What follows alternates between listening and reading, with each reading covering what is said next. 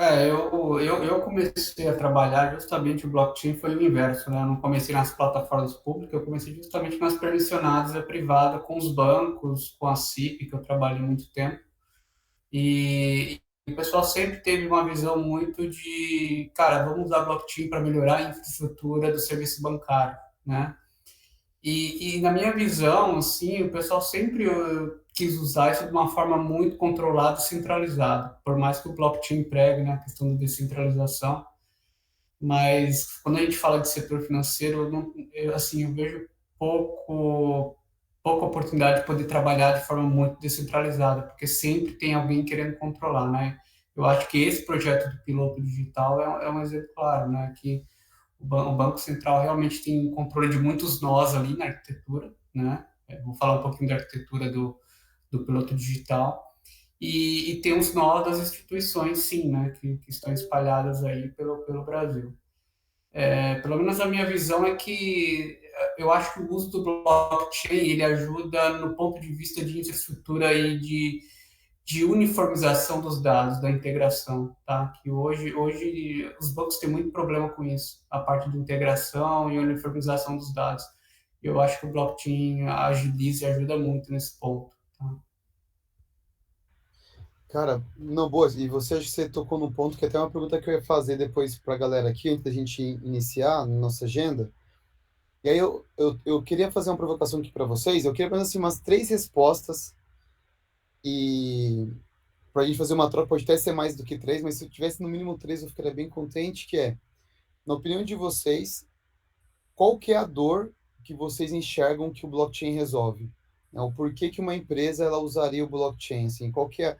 E aí eu alguém, não, é porque mais transparência, mas a transparência é uma dor mesmo, né? A empresa tem uma falta, é uma dor, a gente acha que é uma dor, né? Então acho que a gente blockchain até o acho que foi o Rodrigo que comentou, acho que foi o Rodrigo. O Rodrigo comentou que não, foi o Thiago falou assim: "Ah, porque é questionável se o Hyperledger é blockchain".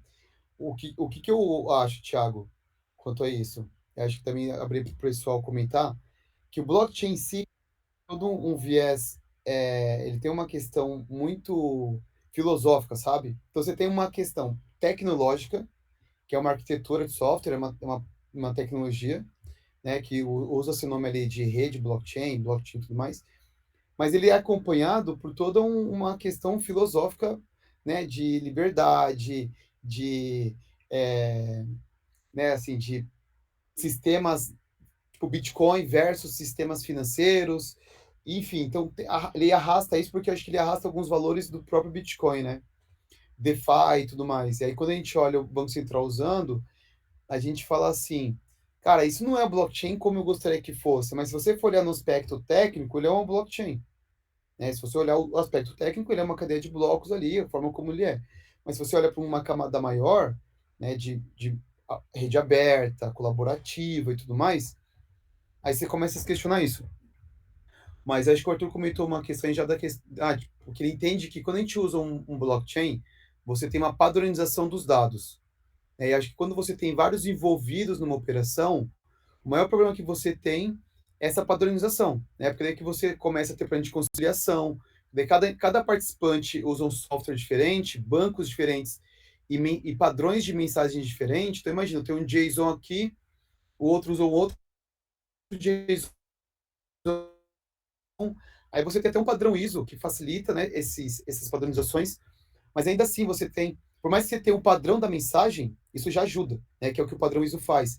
Mas aí você ainda tem um problema nas transações, na distribuição da transação. Porque às vezes você passa uma transação e aí você tem que passar para frente, aí o sistema da frente está fora, aí você tem que retentar mais tarde, aí o outro que esperava também não recebe. Então, vira aquela questão, né, de você fazer processos batch de conciliação, aí você tem que parar o mercado, né, para você ajustar durante a noite, enfim. Mas aí, na opinião de vocês, aí, o que que vocês acham? Quais são as dores, a principal dor que você acha que o blockchain resolve?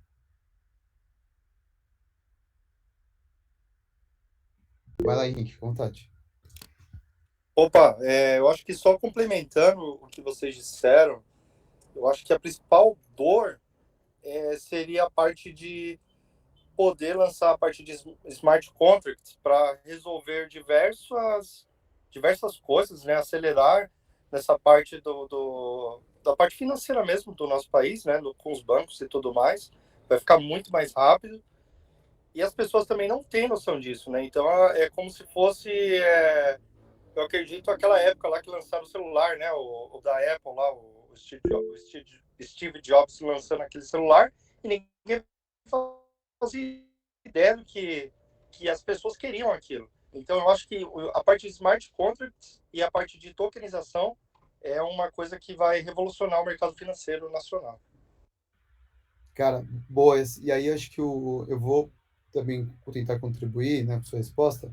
O Banco Central, o Arthur pode também comentar mais, mas o Banco Central tá fazendo uma coisa assim que é muito, acho que a palavra que eu usaria é orgulho mesmo, tá? Porque eu sou desenvolvedor e quando eu vejo uma instituição do banco, tamanho do Banco Central fazendo uso de smart contracts, cara, você fala que os caras estão fazendo um excelente trabalho. Então, eles têm uma operação ali de realmente fazer troca, fazer swap, né, entre o real digital através de smart contracts. Então, eles não estão usando ali a tecnologia só por usar, né? Eles estão fazendo uso de uma forma correta, assim, digo correta porque não é um uso só, eu vou usar aqui só para registrar a informação, mas aí toda a parte de distribuição eu vou fazer por fora. E acho que o lance do smart contract que você fala, eu acho também que a maior transformação é você gera eficiência para processos que possam ser automatizados, né? Então você não precisa que rode um processo e executa uma transação. O próprio processo está dentro do ativo, né? Então o próprio processo ele é executado dentro do próprio ativo. Então você tem ali uma moeda que daí você coloca gatilhos nessa moeda no próprio código que ele vai ser auto-executado. Então eu também concordo, cara, que isso é brilhante. Eu acho que vai começar com a parte, talvez, imobiliária, não sei. É uma coisa maravilhosa, porque na hora que você compra alguma coisa, você fica com aquele sentimento, né? Pô, vou passar o dinheiro, depois ter que ir na cartório e tal. Então, assim que isso daí, eu acho que for normatizado um pouco mais, principalmente na parte dos cartórios, vai ser uma coisa muito mais ágil, rápida e maravilhosa. Boa, cara. Gente, e aí? Mais duas pessoas. O que vocês consideram aí que resolve uma dor? E pensa assim, uma dor que se vo- quando eu digo a dor, pensa que vocês são dono do dinheiro e vocês vão pagar por essa tecnologia para resolver uma dor na empresa de vocês. Então, por isso eu tô sendo bem preciso, porque às vezes alguns argumentos que a gente usa para o empresário não convence ele. Né? A gente acha que é uma dor, mas para ele hoje em dia não é. Então, pense numa resposta que realmente é uma dor que faria que vocês tirassem o dinheiro do bolso e pagassem pela solução. Fala aí, Thiago. É. Hoje, no projeto que eu trabalho, a dor que a blockchain resolve é a entrega de produtos digitais, né? A empresa optou por fazer entrega de produtos digitais através de NFTs. E essa é a dor que resolve, né? Foi a melhor ferramenta que a gente encontrou para entregar com confiança e fazer gestão de produtos digitais. Ô, Thiago, você pode abrir, só se você puder, quais são os produtos digitais que vocês entregam? São produtos digitais voltados à moda, né? Para marcas de moda, né? Então, geralmente são benefícios atrelados a compras de produtos ou até descontos, em formas de benefícios, geralmente, né? Clube de assinatura, Não. ingressos para eventos e coisas do tipo, assim.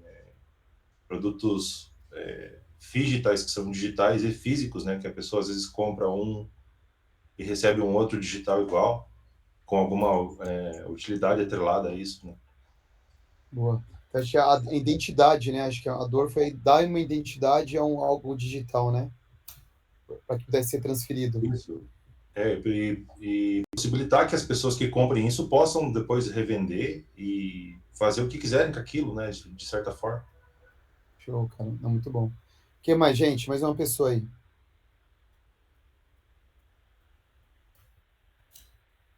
Vai lá, Juliano. Vai. Ah, não, coloquei ali A dor que resolve ali, que eu encontro ali, é a parte de confiança, né, entre parceiros ali, né? Então a gente tem duas instituições que têm que transacionar entre si, né? E às vezes essa confiança, ela, né, não é tão forte. E aí, com a blockchain ali, a gente tem uma visão unificada de tudo que aconteceu, né? Então elimina ali toda aquela parte de conciliação, de precisar bater as contas no final, de quanto que eu te devo, quanto que você me pagou. Então as coisas já ficam certas, com uma visão unificada, né? E eu acho que esse é uma dor ali que o blockchain resolve super bem, né? E aí gera eficiência operacional, né? Toda aquela parte de back-office que precisava depois, ali, esses batches de conciliação que fica rodando, esse monte de coisa aí, já está tudo conciliado pela plataforma. A própria tecnologia já provê, né, esse tipo de ganho. Acho que é um dos pontos ali. Boa, mano. Muito bom. Gente, então vamos começar aqui, ó. São 18h33, a gente tem agenda ali até umas 8 horas. Então vamos tentar deixar bastante tempo para a gente trocar ideia também, vocês conversarem, perguntarem o que vocês acharem. Né, que se vocês estão com dúvida, a gente hoje é uma empresa, tem pessoas que já trabalham bastante com blockchain, então vocês podem perguntar o que vocês quiserem, né, o que tiver dentro aqui do que a gente pode compartilhar, a gente vai compartilhar de forma bem aberta. Eu queria só falar aqui a última coisa, aí eu vou passar aí para a Nathalie, que eu acho assim, o motivo que nós estamos hoje empreendendo em blockchain, nós estamos aqui estudando isso, é porque a gente vê que está sendo criada essa nova infraestrutura, né, do sistema financeiro, né, eu até gosto de falar que é uma nova camada em cima da internet atual. Então você tem uma internet hoje que você não consegue fazer transferência de ativos, né, você sempre faz a transferência da cópia. Para você transferir um ativo na internet atual, você tem que ter intermediários. Eu tenho que ter um intermediário que é o cartório, né? Eu não posso transferir o documento do meu carro, nem o documento da minha casa. Eu tenho que ter um intermediário, que ele que faz a custódia disso, ele que, né, ele é como se fosse ali é o papel, o notary ali do blockchain. E quando você tem essa camada nova, né, que permite que você tokenize esses itens e que você possa transferir, você reduz intermediário, né, você cria novos modelos de negócio, enfim. E aí a última coisa que, pelo menos assim, a gente entende que nós estamos no caminho certo, primeiro, o setor financeiro já está utilizando isso. Então, quando o sistema financeiro começa a utilizar, quando a CVM, a Visa, a Mastercard começa a olhar para isso, fala, gente, nós não somos aqui um bando de louco querendo aprender esse negócio, né? Acho que já se provou ali que vai ter emprego, né, para todos nós aqui, que a gente pode criar novos modelos de negócio. E, por último, tem um estudo, vocês já devem ter visto esse número, um estudo que até 2030, e tá logo aí 2030, né? É isso, a gente já estamos em 2023, então logo a gente chega em 2030, tem uma projeção de até 10% do PIB vai ser tokenizado. Isso num cenário otimista, são 16 trilhões de dólares.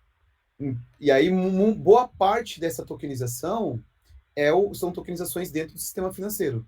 Aí você também tem tokenização de ingresso, de sistema de loyalties, cashback, tem outros tipos de ativos que serão tokenizados, mas boa parte são ativos financeiros que os bancos vão ali transferir entre eles. Então é isso, gente. Vou passar aqui a bola aqui para a Nathalie, mas fique à vontade, não perder a mão e o bate-papo é nosso. Boa, Henrique. Se vocês me permitirem, já que a gente está numa abordagem que eu achei muito legal, que vai ser um bate-papo, uma troca entre todo mundo, eu vou colocar um slide, mas sintam-se à vontade para interromper, perguntar, questionar, caso vocês tenham alguma dúvida. Eu vou apresentar aqui agora.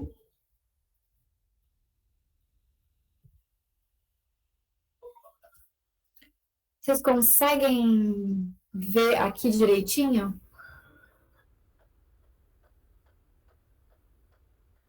Sim, sim. Deixa eu só colocar no modo apresentação, que tá pequenininho, né?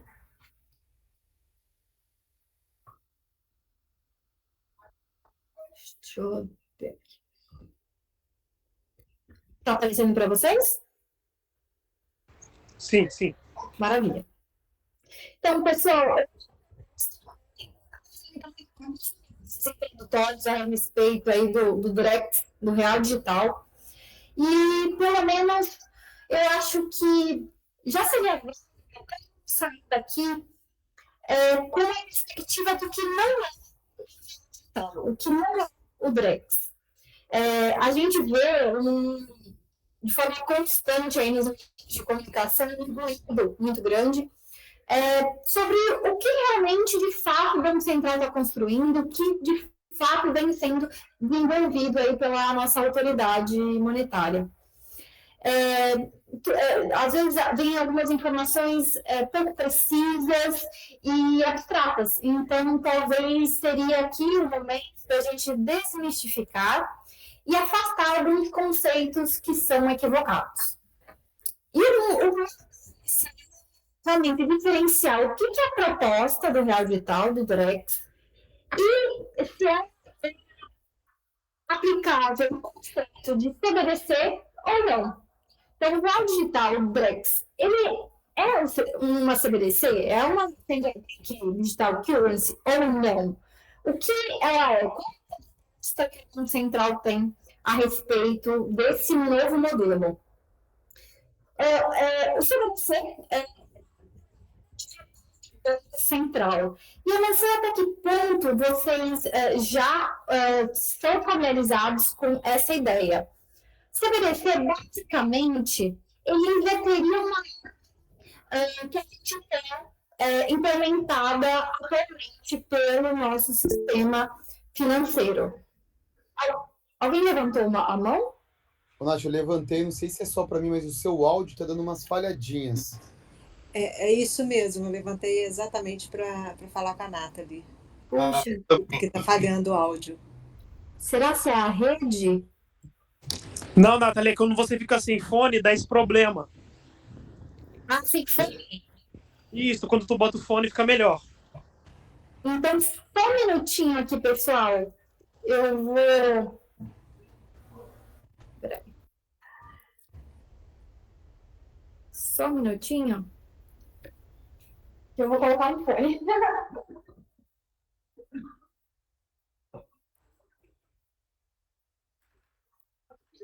Que aí já vai melhorar.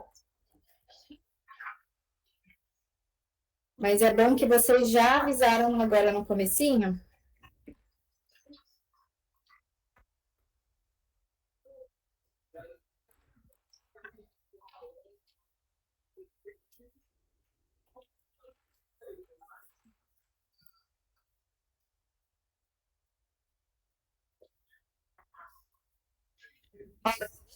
Alô, pessoal?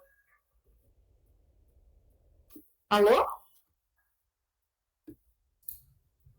Parece que melhorou. Tem que ver. Vamos lá. Caso persista, me informem aqui. Vocês ainda veem a minha tela? Não, agora sim. Agora sim. Tá bem. Vamos colocar aqui no modo apresentação novamente.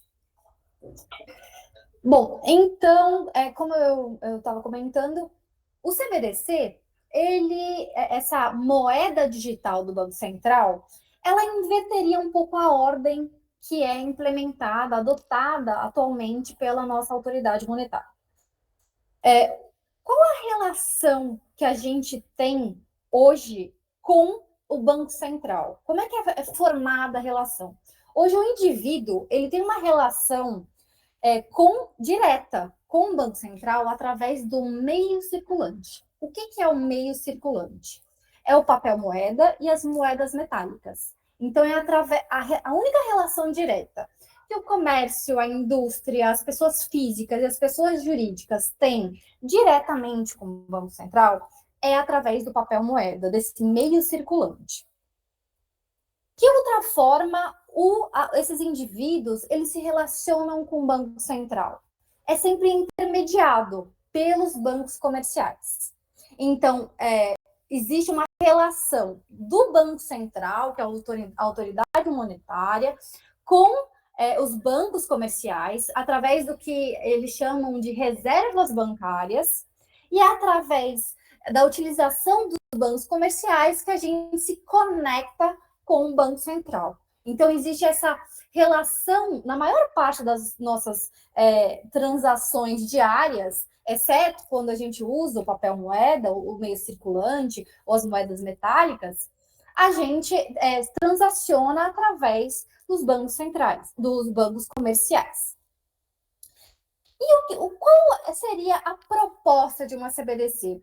Vamos entender o que é CBDC para tentar compreender se o Drex se configura ou não uma CBDC. Na CBDC, qual seria a ideia? O Banco Central ele teria uma wallet própria, então ele disponibilizaria para o comércio, para as pessoas físicas, jurídicas, uma wallet. Ou seja, ele inverteria, eliminaria a intermediação nessa cadeia dos bancos comerciais e estabeleceria com essas pessoas, usuários finais, uma relação direta. E qual é o problema da gente inverter essa ordem e quebrar essa cadeia? Temos alguns. Um deles, que até é um ponto extremamente suscitado pelo Banco Central, que é relativo à questão de privacidade, qual seria o impacto na privacidade das pessoas, tanto físicas como jurídicas, no que tange aos seus recursos, e também isso pode, essa concentração de poder na mão do governo, essa concentração de poder estatal, até que ponto isso colocaria em risco as liberdades individuais? Até que ponto, eventualmente, em um eventual governo, poderia ser uma arma do Estado contra os cidadãos?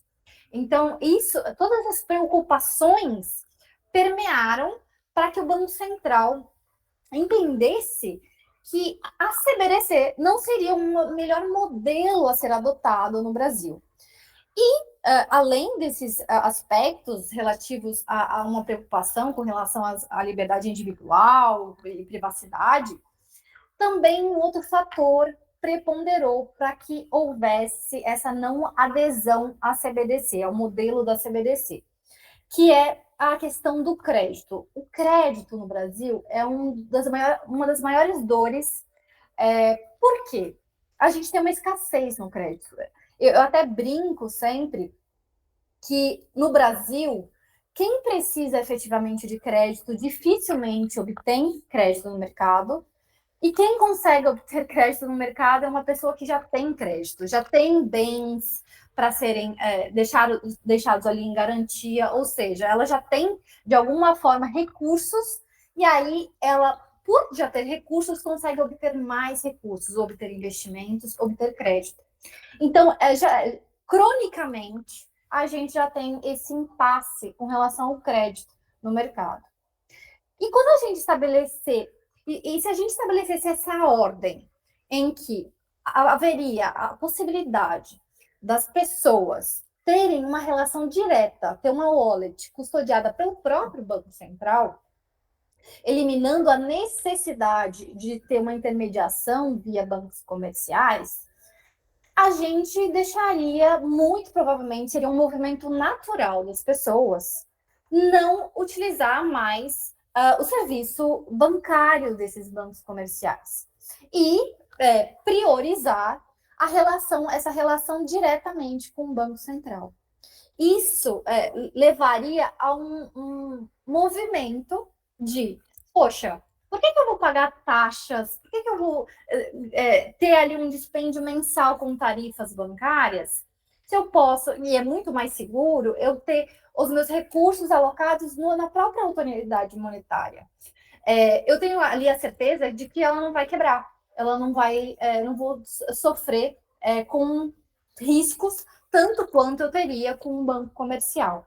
Então, haveria uma migração em massa da utilização dessa wallet custodiada pelo próprio Banco Central, esvaziando os recursos bancários. E o que acontece quando você retira, né, esses valores em larga escala, em grande volume, e deixa com o Banco Central?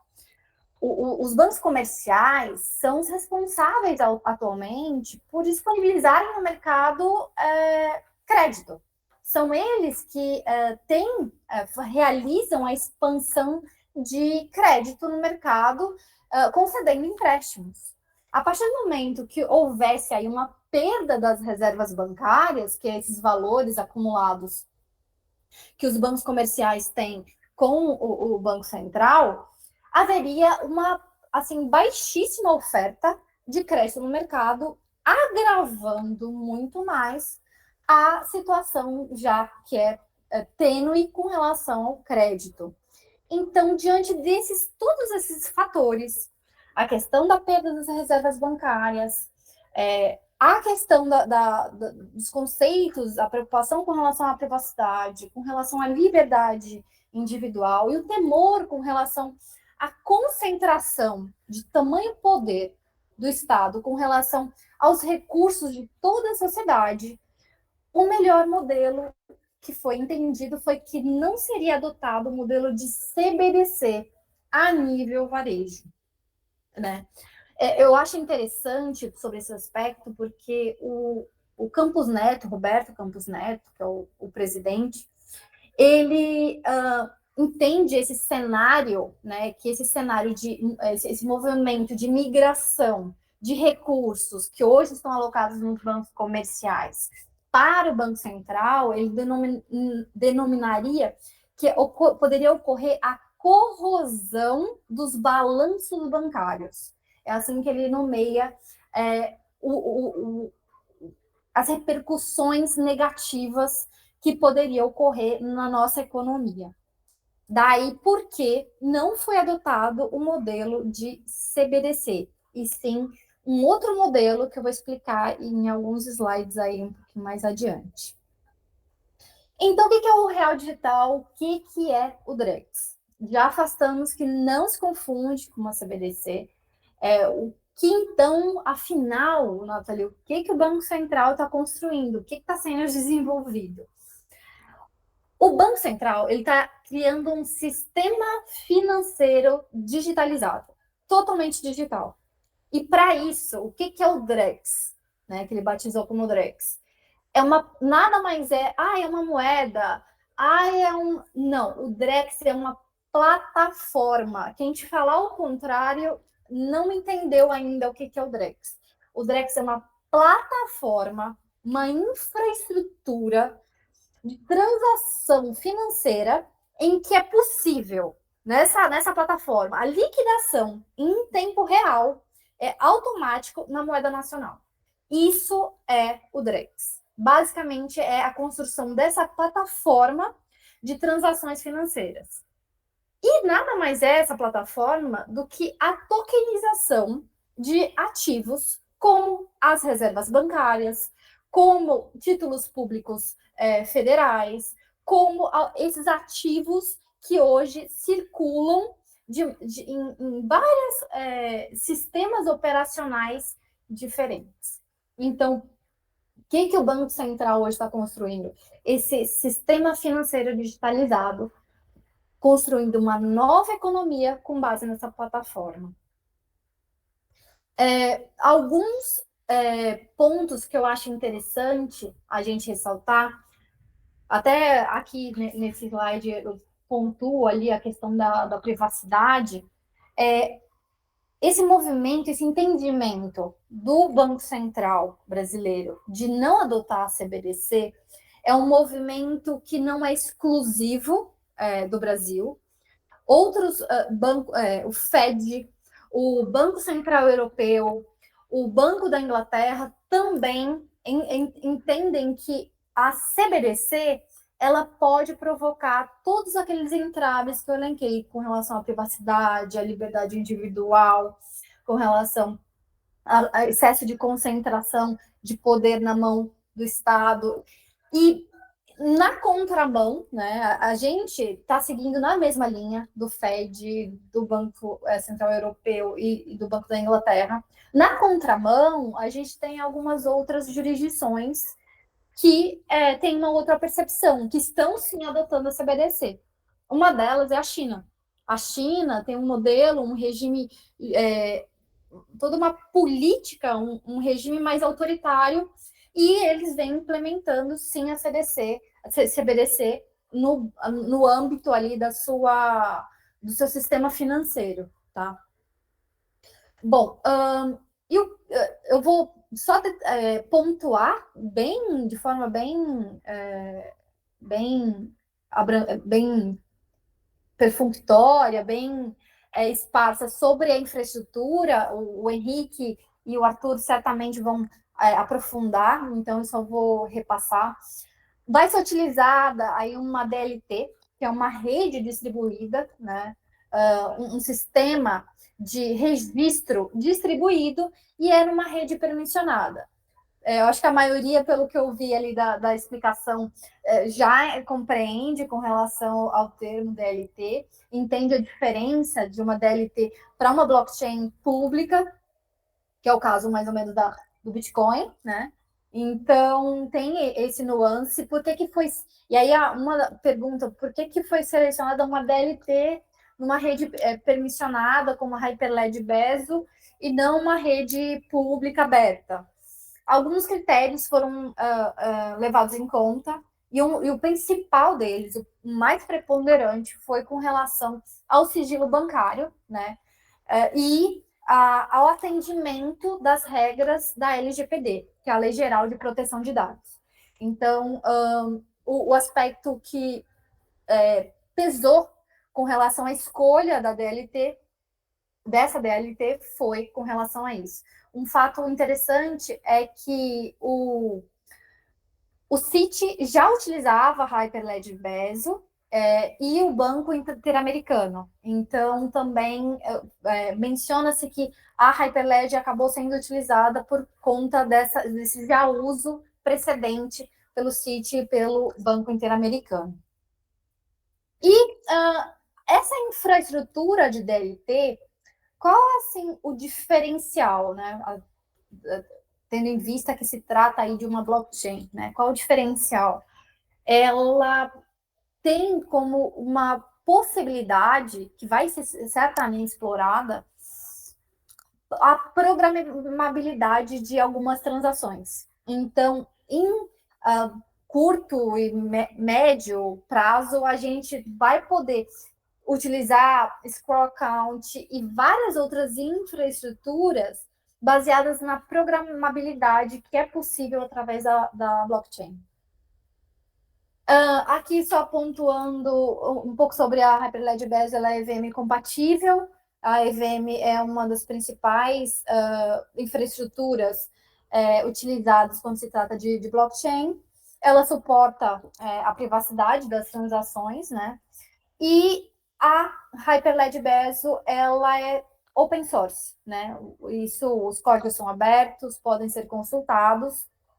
Outro fator que também foi levado em conta é que o grupo, né, a comunidade Hyperledger é ativa, e existem vários também fornecedores dessa tecnologia que compreendem a tecnologia para conseguir fazer o suporte a nível brasileiro. Então, fazendo um overview, né, de tudo que a gente conseguiu pontuar aqui, o Drex é aquela plataforma, né, aquela infraestrutura de ativos tokenizados que está sendo construída pelo Banco Central, e o piloto do Real Digital é uma fase de testes, né? Ou seja, o Banco Central ele estabeleceu um cronograma para que essa infraestrutura que ele vem desenvolvendo, vem construindo, ela seja testada pelos principais atores do mercado, ou seja, pelos bancos. Então, essa fase de testes, ela começou, num primeiro momento, com a edição e a publicação nos portais oficiais do Banco Central de um edital. Esse edital estabelecia algumas regras para participação nessa fase de testes. Os atores do mercado puderam, aí, desde que atendendo os requisitos, as exigências, submeter uma requisição para poder participar, e ao final do período indicado desse edital, o Banco Central selecionou alguns desses participantes que demonstraram interesse em participar desse período de testes para efetivamente ter acesso a um determinado pacote de informações que o Arthur vai aí explicar para vocês, demonstrado que a gente teria como acesso do Real Digital.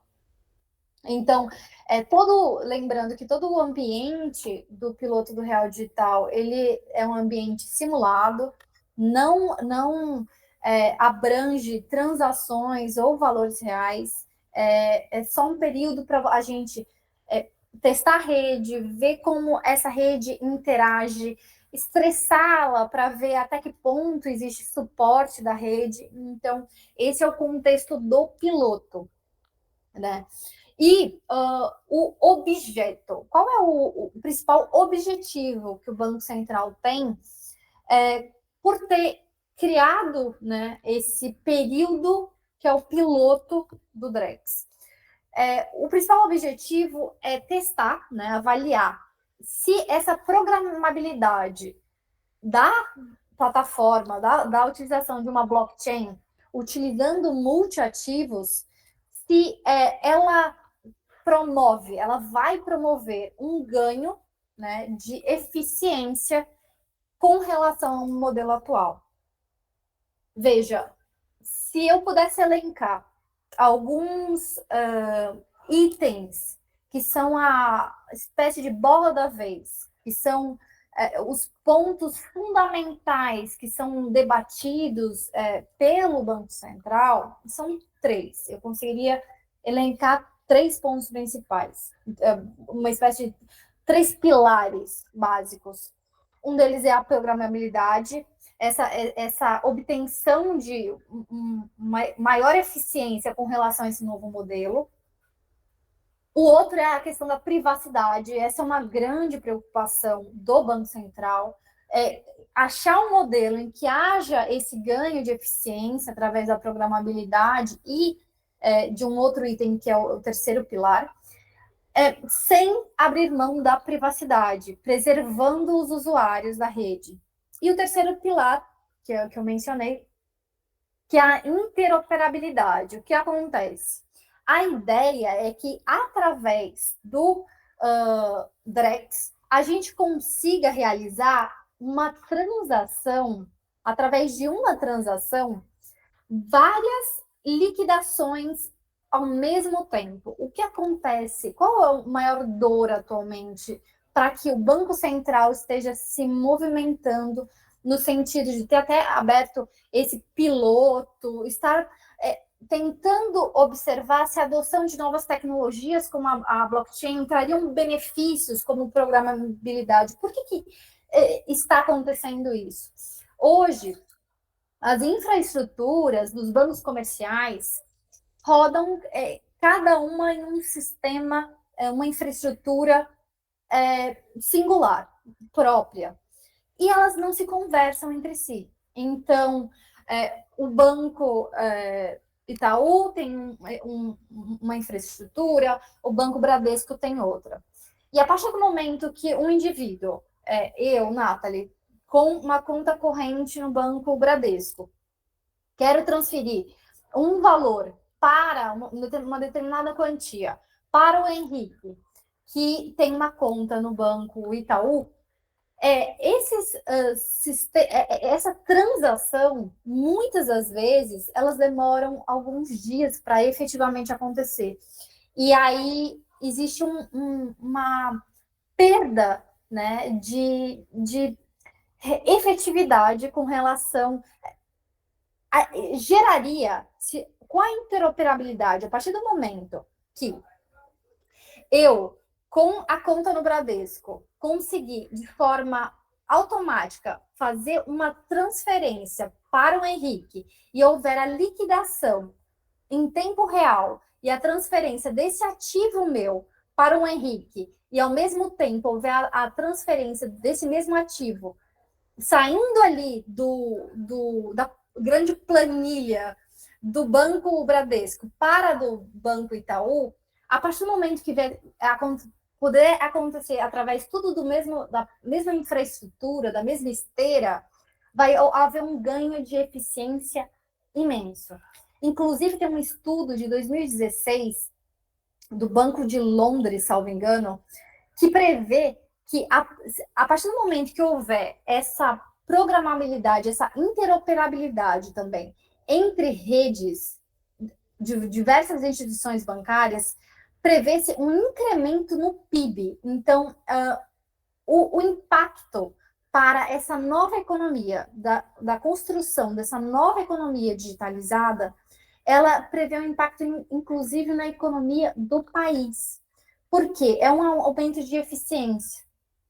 Hoje, eu sempre costumo comentar que toda tecnologia, para ela ser adotada realmente, e lembrando, o piloto do Drex nada mais é que um período de teste. Não há segurança, não há nenhuma garantia de que ele efetivamente, ao final do prazo, esse cronograma estabelecido pelo Banco Central, haja efetivamente a conversão e adoção desse modelo.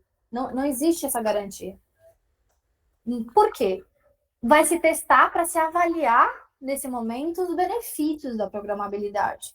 Ao final do período de teste, se for concluído que há um incremento, há benefícios com a utilização da tecnologia, aí vai se aplicar, vai se adotar entre essa infraestrutura nos bancos comerciais. Mas o que acontece? Toda tecnologia, ela, para ser adotada em qualquer âmbito, ela pressupõe 2 fatores básicos. E são básicos e, assim, bem singelos. A tecnologia, para ser adotada, ela precisa, primeiro, ela precisa realizar e gerar um aumento de eficiência. Se a nova tecnologia não aumentar, realizar um aumento de construir, né, desenvolver um aumento de eficiência com relação aos processos, aos procedimentos que já vêm sendo adotados na estrutura atual, se ela não gerar esse aumento de eficiência e dinamizar esses processos, ela não vai ser adotada. E um segundo ponto, toda tecnologia, para ser realmente, haver uma adesão dela, além do aumento de eficiência dos modelos anteriormente adotados, ela precisa promover uma economia, ou seja, ela precisa ser mais eficiente com menor custo. Se uma tecnologia ela não promove um aumento de eficiência com menor custo, dificilmente ela vai ser adotada. Então, são 2 pressupostos básicos para a adoção de uma nova tecnologia em qualquer modelo de negócio. E aí, caminhando aqui para o fim, nessa etapa do piloto do Real Digital, o principal teste, o teste final, vai ser realmente testar funcionalidades de privacidade, de programabilidade em todo esse circuito, essa cadeia de interoperabilidade. Então, vai ter um caso de uso específico em que vai ter protocolo de entrega contra pagamento, delivery versus payment, em que vai ter um cliente, um usuário Nathalie, versus um cliente, um outro usuário Henrique, em que a gente vai ser cliente de instituições diferentes. Eu vou ser cliente da instituição Bradesco, Henrique vai ser o cliente da instituição Itaú, e aí a gente vai transacionar um título público federal, que hoje também roda em uma outra infraestrutura, utiliza-se aí, se for a CETIP, no caso, uma outra infraestrutura que também não é compatível hoje com esses bancos comerciais, e o grande teste vai ser as transações dentro dessa cadeia. Cliente A, Henrique versus Nathalie, de instituições diferentes, de instituições financeiras diferentes, transacionando um título público federal. Pessoal, esse era o escopo do que basicamente eu queria expor aqui para vocês. Estou aberta a dúvidas. Não sei se o Henrique prefere que seja ao final, mas eu tentei elucidar um pouquinho, pontuar o que não é CBDC. Boa, o que não é Ana. Drex, desculpa, o que não é CBDC. Ó, a gente pode perguntar, porque às vezes algumas pessoas precisam sair, então, pessoal, quem tiver dúvida que perguntem. Se a gente não souber responder, a gente vai falar que a gente não sabe, a gente também está aprendendo. Eu tenho uma dúvida aqui que eu vou fazer, mas depois de vocês. Vamos aí abrir para algumas perguntas, acho que pelo menos uns 2 minutinhos. E aí o Arthur já segue aí na parte mais técnica, tá bom? Vamos lá.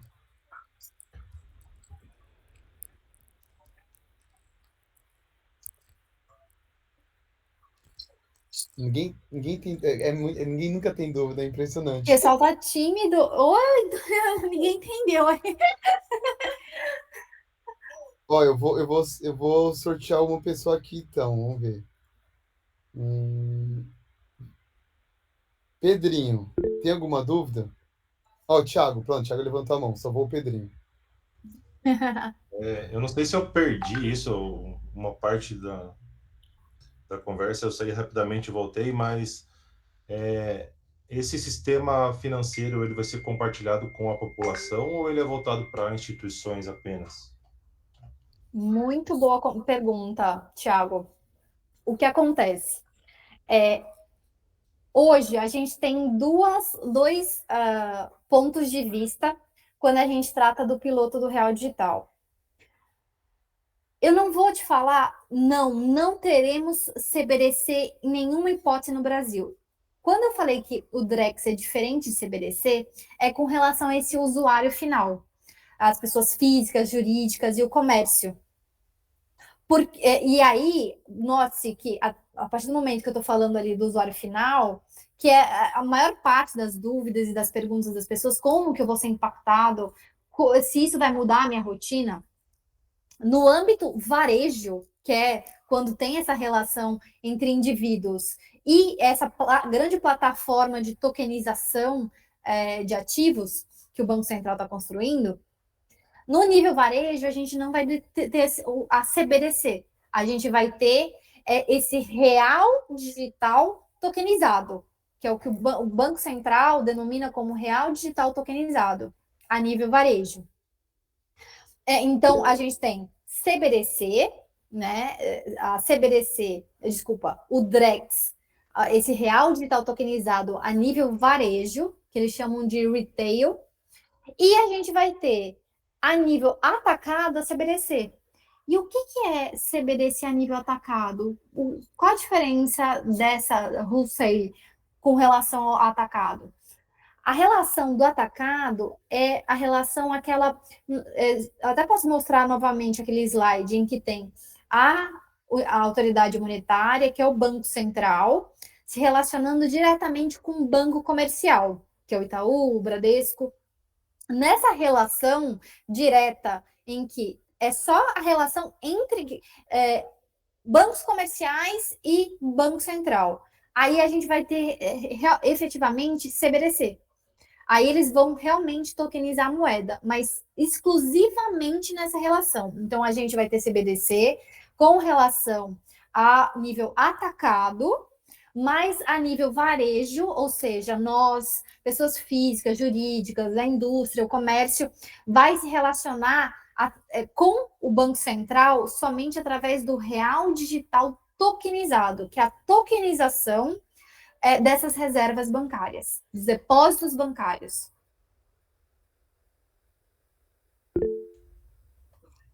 O Rodolfo escreveu acho que alguém levantou uma, depois eu leio a do Rodolfo. Vai lá, Jadson.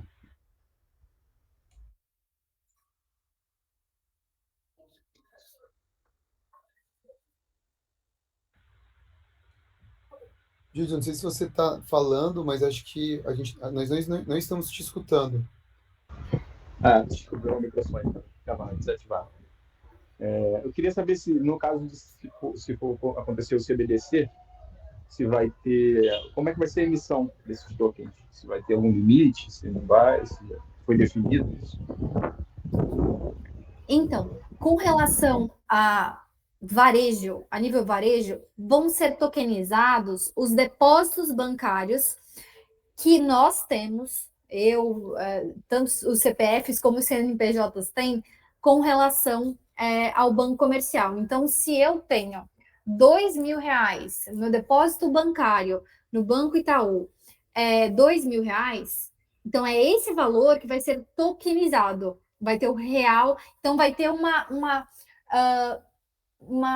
paridade entre os meus depósitos bancários que eu tenho junto ao banco comercial com o real digital tokenizado. Então, vai ter esse total de supply. E quem vai garantir isso? O Banco Central é a autoridade que vai garantir essa paridade de 1 para 1. Então, esse real digital tokenizado, ele vai ter uma correspondência com o real, R$ 1 da nossa moeda nacional, garantido pelo próprio Banco Central. Entendi, obrigado. Vai lá, Thiago. Aí já pula aqui para o Rodolfo. E esse real do varejo, a gente pode pensar nele como uma stable coin, como uma stable cripto, como um stable dólar. Nesse nível, a população vai poder acessar esse recurso da mesma forma que a gente tem nas blockchains do Ethereum, por exemplo. Eu vou poder fazer um contrato digital que trabalha com esse real do varejo? Prevê-se que a gente possa desenvolver infraestruturas, construir bridges para que esse DREX, que ele é circulante entre bancos centrais, a gente vai ver ele de forma ficta, de forma não tangível. Ele basicamente, e hoje, se a gente parar para pensar, o nosso dinheiro já está digitalizado. A gente não a gente não toca nele. A gente não. São raras as vezes que a gente utiliza papel moeda. Basicamente, o que existe hoje no sistema financeiro é uma grande planilha Excel em que há as compensações. Existem as liquidações entre bancos do que foi movimentado para onde. Então, basicamente, a gente já pegou uma digitalização que existe e a gente está tentando fazer com que esse grande Excel funcione não um Excel em que não há compatibilidade entre sistemas diferentes, mas numa infraestrutura, num grande livro-razão, num grande banco de registros em que possibilite essa interação, essa interoperabilidade de, bom, saiu, foi descontado daqui, foi creditado ali naquela outra conta. Basicamente, é isso. Nathalie, posso tentar também contribuir? Eu acho que Claro. até uma coisa que eu acho que é confuso, e eu percebo, acho que quem também entender bem esse assunto puder contribuir com a gente nessa resposta, que eu vejo que a galera fica confusa, que eu vou poder pegar o real digital na mão? Não. Eu vou ver no meu banco, assim, real digital, o Pix vai acabar, né? Eu acho que daí a Nathalie até respondeu isso numa resposta anterior, numa pergunta anterior, que o real digital, então eu tenho lá R$50 no banco. Eu vou continuar vendo R$50, não vai mudar, não vai ter um símbolo diferente, não vai ter uma criptomoeda no meu banco, não vai ter nada. Continua R$50.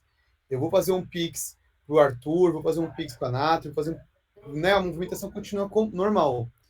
Só que a infraestrutura que está por trás, ela vai ser tokenizada. Então, quando eu for tirar o dinheiro da minha conta para um outro banco, essa infraestrutura será através do real digital. Essa infraestrutura. E aí eles têm... Arthur, essa parte também para mim é um pouco confusa até. Não sei se você já ficou claro, porque eles têm um real tokenizado e tem um real digital. Né? Então, o real tokenizado, pelo que eu entendo, é o real tokenizado, que é o que o Banco Central gera, é isso? E depois o real digital que está na conta do usuário e que ele transfere, né? Na verdade, tem uma conversão aí, né? Um colateral, como se fosse um colateral ali, né? Que você gera um e você queima outro e vice-versa, né? Tem uma troca, né? Uma representação aí 1 para 1. Sim, mas os Mas é usuários não justamente. podem ver, certo? Os Mas usuários... o usuário, isso não chega na visão do usuário final, mas é só nível que eu chamo de B2B ali, entre as empresas e instituições que estão ali atreladas ao Banco Central, né? Isso, boa. E aí até um exemplo que eu ouvi uma vez, acho que foi acho que não sei se foi o pessoal lá da TecBank que eles explicaram, que fez assim, tem o Banco Itaú e o Bradesco. São dois bancos diferentes. O Itaú, eu vou fazer um Pix da minha conta do Itaú para a conta do Arthur do Bradesco. Para nós, usuários ali, a gente entende que é tudo Pix. Mas o Itaú tem o dinheiro dele e o Bradesco tem o dinheiro dele. Pensa assim, dois montinhos de dinheiro. Cada um tem um dinheiro no cofre aqui, o cara tem dinheiro no cofre aqui. O que vai acontecer agora? Esse dinheiro no cofre que eles não querem mais que existam. Esse dinheiro que está ali físico. Então, o que você vai ter agora? Você vai ter o dinheiro tokenizado. Então, quando eu faço a transferência do meu dinheiro do Itaú, o Itaú tem o dinheiro dele ali, o cofrinho dele, agora com dinheiros digitais, dinheiro tokenizados. Quando o Henrique vai transferir do Itaú para o Bradesco, vai existir uma conversão do dinheiro do Henrique para o dinheiro do Bradesco. Aí, essa conversão, eles vão usar os smart contracts. Então, nesse momento, a Arthur me ajuda se eu estiver aí falando besteira. Nesse momento, quando esse dinheiro entra aqui no meu Banco Itaú, o Banco Central, ele gera o dinheiro para o outro banco, né? Ele pega esse meu dinheiro e gera um dinheiro para outro banco. Ó, o Juliano também está com a mão levantada aí. Vai lá, Juliano, me ajuda aí também. Então, na verdade, o real digital ele vai ser transacionado ali entre os bancos, né? E aí cada banco tem a sua própria moeda tokenizada. Então eu tenho o token, o DEX, né, do Itaú, e eu tenho o DEX do Bradesco, por exemplo. Então quando você tiver que fazer uma transação entre Itaú e Bradesco, você vai queimar o seu DEX tokenizado, vai virar um real digital, esse real digital vai viajar direto para outro banco vem lá e minta aquele tokenizado da outra instituição. Então, na camada entre bancos é sempre real digital e nas camadas inferiores ali, de transações ali, né, a gente não vai ser utilizado muito assim em tokens, né? Então, títulos públicos, não vai ser tanto em dinheiro que vai aparecer na carteira ali, né? Então, quando eu tiver fazer um crédito para um título público, alguma coisa assim, eu vou tokenizar aquilo, né? E aí esse token vai ser transacionado. Então, quando tiver uma transferência para outra pessoa, eu vou pegar esse token, né? Vou queimar ele em real digital, ele vai para outra instituição, a outra instituição vai lá e minta isso na carteira do recebedor. Basicamente essa dinâmica que eles estão colocando ali por enquanto. Boa, cara. Ó, tem uma pergunta aqui, só ler algumas perguntas para a gente passar para o Arthur, para a gente não atrasar. Ó, o Rodolfo, ele perguntou... Deixa eu ver, ele perguntou aqui em cima. Essa pergunta foi, falando em acesso a essa infraestrutura, quem pode fazer deploy nessa rede? Isso. Somente o Bacen, os bancos, os usuários? Quem pode criar produtos nessa rede? Por enquanto, Rodolfo, o acesso a essa infraestrutura foi fornecida e até foi alvo de seleção pelo próprio Banco Central dos atores que já estão conectados com o próprio Banco Central. Então, você necessariamente precisa ser um banco, uma DTVM, uma IP, uma instituição de pagamento, para ter uma relação direta com um Banco Central. E aí foram esses atores que já estão, de alguma forma, conectados com o Banco Central, que participaram e puderam ser selecionados para participar desse período de testes. Daí, porque existem alguns consórcios que foram montados com empresas que não têm essa qualificação, não têm uma relação direta com o Banco Central, mas se agruparam ali com um ente, uma instituição financeira, uma instituição de pagamento que tem essa qualidade. Então, aí a gente vê alguns consórcios, algumas empresas que se agruparam para poder participar e conhecer, entender um pouco mais sobre o que vem sendo desenvolvido aí pelo Banco Central. Boa, Nathalie. Ó, pessoal, na última pergunta aqui, que eu acho que é uma pergunta, todas as perguntas são boas, né? Mas só para a gente fechar aqui, para a gente abrir no final, tem uma aqui, ó, o Henrique perguntou assim, e se esta operação for via Pix para outro banco? será um Pix sobre a camada do real digital? Bom, o próprio Banco Central, se vocês acessarem ali Drex ou piloto do Real Digital, na FAQ, ali dentre as perguntas frequentes, eles elucidam, poxa, eu vou poder usar, fazer um Drex utilizando Pix? Sim, é possível. Ainda. O que é o Pix? O Pix é um meio de pagamento que foi desenvolvido pelo Banco Central do Brasil. É algo único, que até, inclusive, foi objeto de exemplo mundial. Muitos outros bancos centrais pelo mundo vieram para o Brasil, buscaram a autoridade brasileira, que é o Banco Central, para entender o que foi construído, para replicar. E esse meio de pagamento pode circular Drex, vai estar apto a possibilitar transações do Drex, do real tokenizado.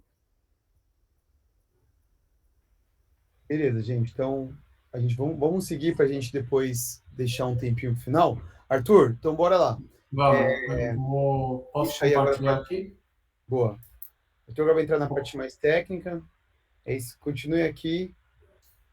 E pode levantar a mão também, mas agora vai mais código. Vou pegar aqui a janela certa, só um minutinho.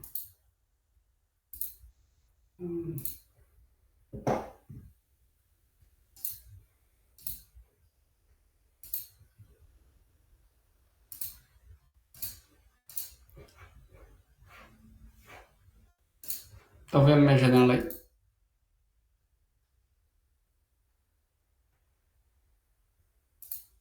Sim, Arthur. Então, legal, ótimo. Então, vamos começar a falar um pouco aqui da parte um pouco mais técnica e principalmente do protocolo que o Bacen decidiu usar, né, que é o Hyperledger Bezel. Então, o que é o Hyperledger Bezel? Ele basicamente ele é um protocolo, né, de DLT e desenhado justamente para trabalhar com blockchain, tá, numa camada tanto pública quanto privada, tá. Então ele tem uma arquitetura bem flexível nesse sentido, tá. E uma coisa interessante do Hyperledger Bezel que me espantou, né, acho que não só eu, mas muita gente, é o fato do Bacen ter escolhido uma tecnologia open source, né, pela Linux Foundation, que já tem aí uma boa reputação também no mercado. E me espantou o Bacen não ter ido atrás de empresas, né, tradicionais, como o mercado financeiro costuma utilizar, como a IBM, ou até mesmo a R3 Corda, enfim, essas plataformas mais fechadas, né? E um dos pontos que chamou a atenção pela escolha do Hyperledger Bezel é que ele é um client, né, de Ethereum, né? Ele é totalmente baseado ali na EVM, né? Então aqui a gente tem até um desenho da figura da arquitetura dele, né? Que você vê que o core aqui dele é um dos principais componentes é a própria EVM, né? O que é interessante que abre compatibilidade com até se futuramente o Banco Central ver que isso faz algum sentido, com outras plataformas baseadas em EVM também, até pública mesmo, tá?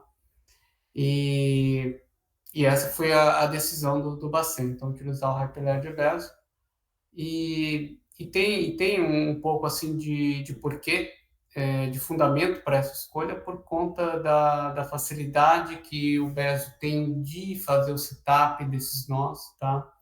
Então, eu já tinha trabalhado em outras instituições, também com outras plataformas permissionadas, e que a parte de infraestrutura da configuração do nó era algo muito complexo, né? Às vezes exigia um tempo, um esforço muito absurdo, mais pessoas envolvidas, o custo era muito alto, né, desse processo aí de implantação. E o Bezel se mostrou uma plataforma muito tranquila, assim, a nível de setup, com relação a essas outras, tá? Então, falando um pouquinho mais da arquitetura aqui, ele separa basicamente em 3 pilares, né, que são os mais importantes, que é a parte de network aqui, que é a parte de comunicação do Bezo com a rede C, né, então ele usa um protocolo peer-to-peer, ele tem uma parte de discovery também, que eu vou comentar um pouco mais, e ele tem uma parte de storage, que é onde realmente ficam ali os dados armazenados, os blocos, né, a parte de accounts também, os estados das contas, tá? Ele tem a Engine, como eu disse, é baseada em VM, né? Então, todas as transações ali têm um bytecode. A plataforma em si ela é feita em Java, então você precisa ter a JVM instalada na máquina para poder rodar ela, tá? Sem ela você não consegue rodar. E outro ponto importante é a parte de consenso que a plataforma possui. Então, ela tem vários mecanismos de consenso, né? Só para dar um contexto aqui de consenso, vocês estão acostumados com Bitcoin em termos de mineração, né? O Hyperledger Bezo, ele não, pelo menos para a parte permissionada privada, ele não trabalha com esse tipo de consenso, tá? Então, ele está pensando aqui no modelo do Bacen do real digital, no piloto que a gente está trabalhando aqui no...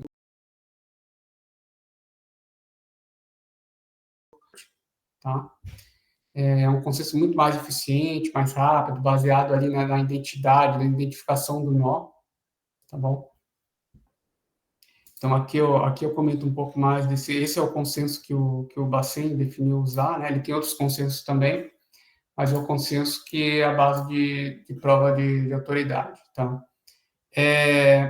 Uma coisa interessante do Bezo é que ele possui basicamente um arquivo de configuração, eu brinco que é o arquivo aí de início, né, o arquivo gênesis dessa infraestrutura, né, onde você vai definir aí o início dos blocos, como é que os blocos vão ser trabalhados, criados, o tempo desse bloco, né, e o size, o tamanho que esse bloco vai, de quantas transações vão ocupar dentro desse bloco.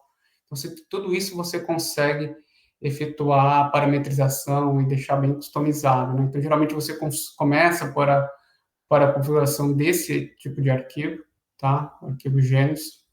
Eu não vou entrar muito a fundo aqui em todos os parâmetros, tem muita coisa aqui que ele fala, que ele configura. Essa aqui é a documentação oficial do Bezo. Então, ela tem bastante coisa que dá para a gente consultar e ver aqui, mas eu vou destacar alguns pontos que eu acho importante aqui, principalmente essa parte de consenso. A parte de validadores é uma parte que você define quem, né, dentro desse contexto de nós, quem desses nós vão ser os validadores realmente que vai ali ser responsável por validar aquela transação. Então, isso é uma coisa que você também pode customizar, né? Quem tem direito ao voto aí de validar ou não, tá? Você pode adicionar ou remover.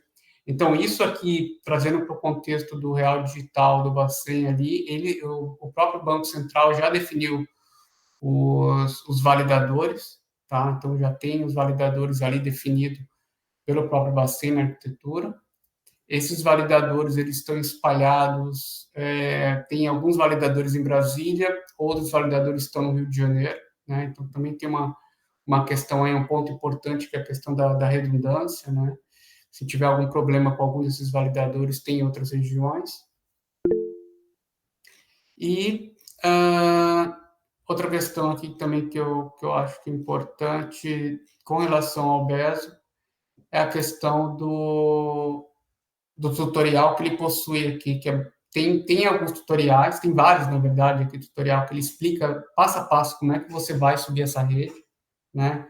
Então, tem desde as criações dos nós, né, os tipos de nós que você pode criar, como, por exemplo, enfim, os validadores, ou então o nó full node, que você pode criar as transações, você pode replicar essas transações também.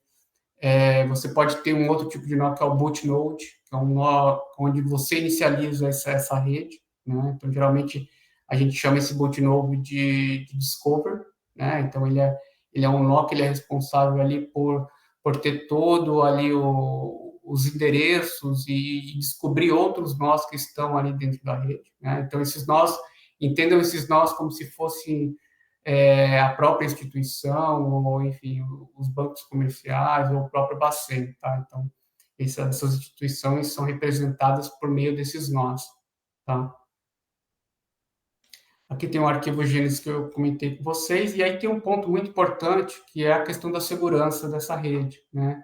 Então, o Bezo, ele trabalha com essa questão de chaves e criptográficas e certificados, justamente para poder ter uma infraestrutura mais segura em relação tanto à parte da sua identidade, quanto à parte de assinatura das transações, né?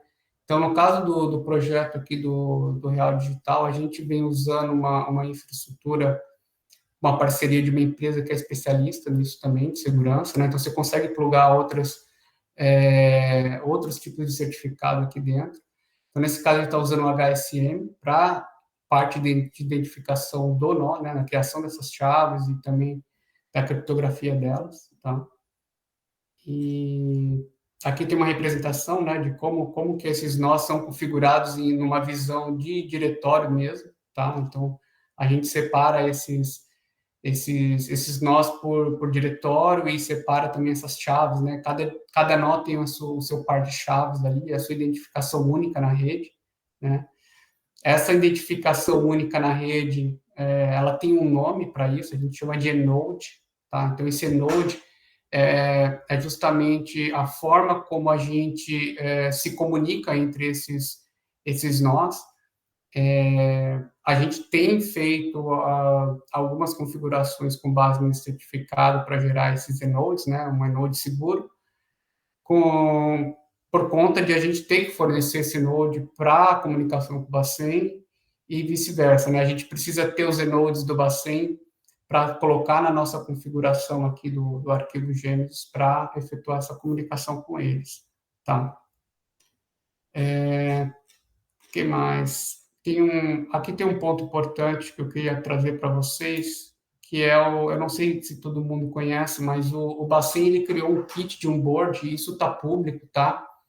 Você pode entrar no GitHub lá do Bacen e ver como que eles estão trabalhando tanto a parte de arquitetura, né? Como que eles montaram essa arquitetura, essa distribuição de nós, como que eles estão pensando em conectar os participantes dentro dessa infraestrutura, como também a parte dos smart contracts, né? Então, eles colocaram ali a parte do ABI, né, para você interagir com os smart contracts, e também tem bastante coisa de como que eles vão trabalhar essa questão da emissão dos tokens, a parte de swap, do STR também, a parte de liquidação em real time, tá? Falando um pouquinho mais aqui da arquitetura em si, basicamente, o Bacen, ele tem alguns nós validadores que ele colocou na rede e alguns nós full nodes, né? Esses full nodes aqui que tem distribuído, basicamente são nós para realmente ter acesso às aplicações, né? Então, eu vou ter ali, seja um app ou seja um sistema web ali conectado via HTTP, né? Provavelmente o HTTPS, conectando nesse nó, entendendo o que tem de informação, ou então gravando transações ali, enviando transações para interagir com os smart contracts, tá?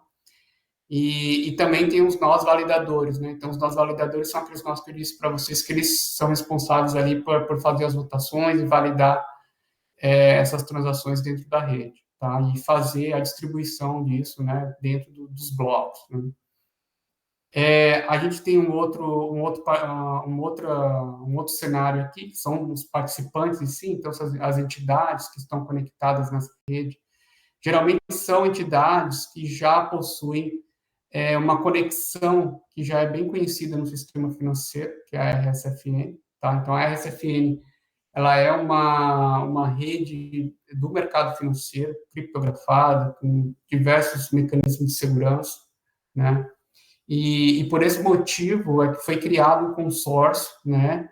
Dentro desse consórcio tem algumas instituições que não possuem RSFN, mas dentro desse consórcio possui, né, participantes que têm acesso a essa infraestrutura, e os outros contribuem de outra forma, né? No caso, vem contribuindo fazendo a configuração desse nó do BES, outras empresas apoiando com a parte de segurança, com partes de custódia, a emissão de carteiras, etc. Tá? Então, esse é um dos motivos. E, por último, tem a outra parte aqui do Banco Central, que é a parte da Selic, né, que eles vão emitir também a parte dos títulos públicos também, que vai ser, enfim, vai ser validado também nesse piloto digital. Agora, um outro ponto que eu acho interessante, que eu queria trazer aqui, são todas as configurações que o Bacen também fornece para a gente, né? Então, quando a gente começou a trabalhar no piloto, né, o Bacen, uma das exigências foi que a gente procurasse utilizar o mesmo padrão, né, de configuração. Então, a gente pegou como base justamente o arquivo que a gente chama aqui de config.toml, que é o arquivo base da configuração do nó, né? E ele tem tem vários parâmetros que você tem que seguir, baseado nas instruções do Bacen.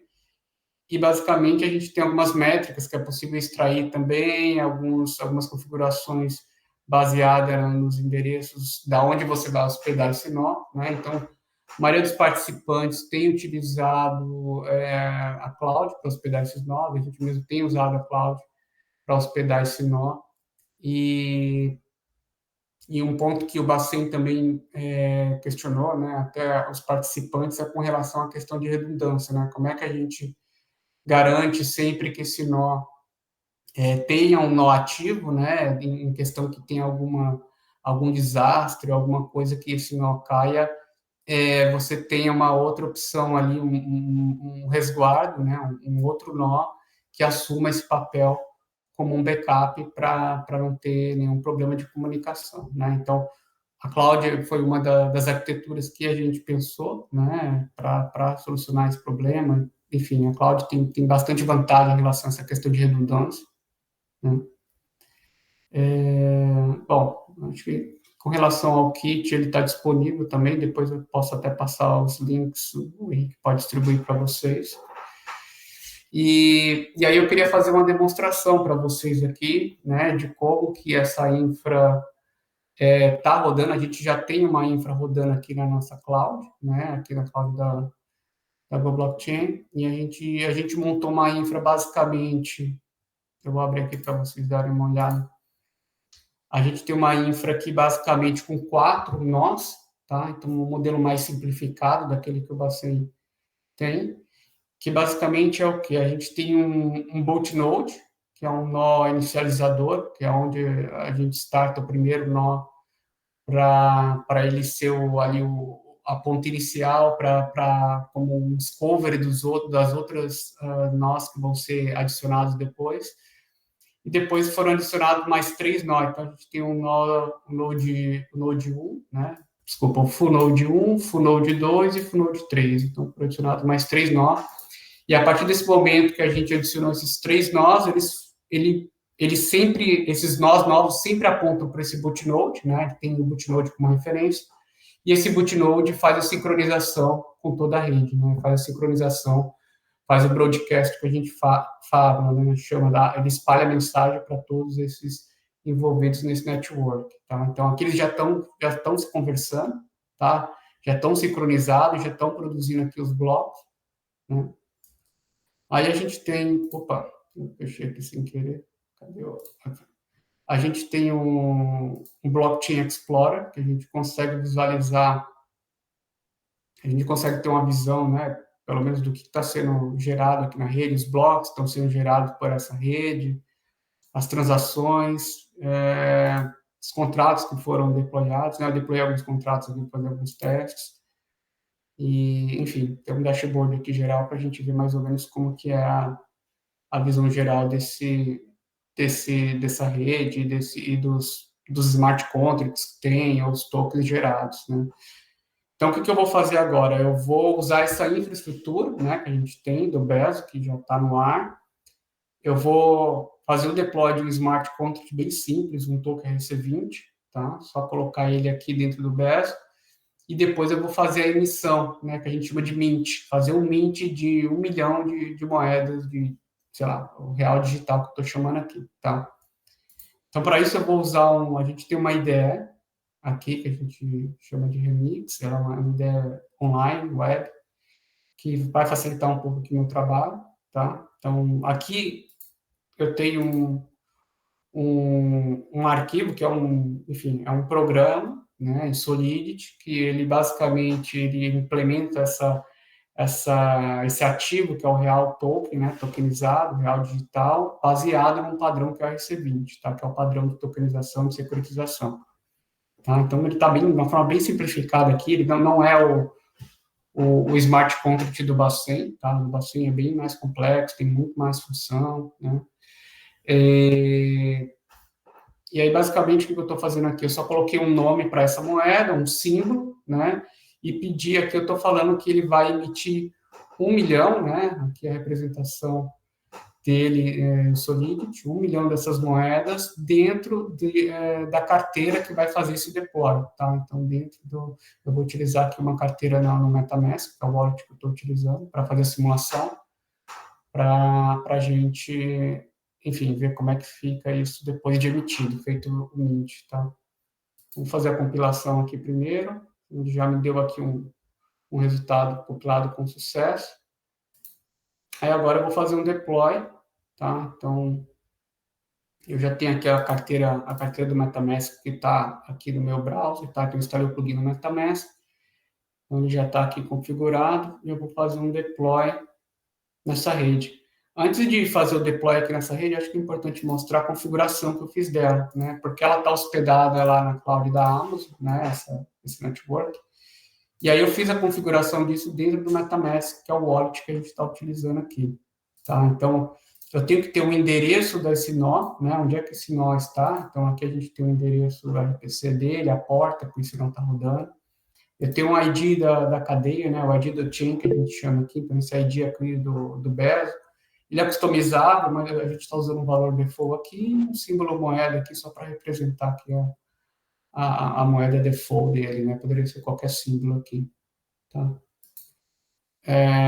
Então, eu vou agora fazer o deploy desse smart contract dentro dessa infraestrutura, né? Que é exatamente o que o Bacen faz lá para gerar os smart contracts, para depois fazer o mint para as instituições e os tokens que ele emite, tá?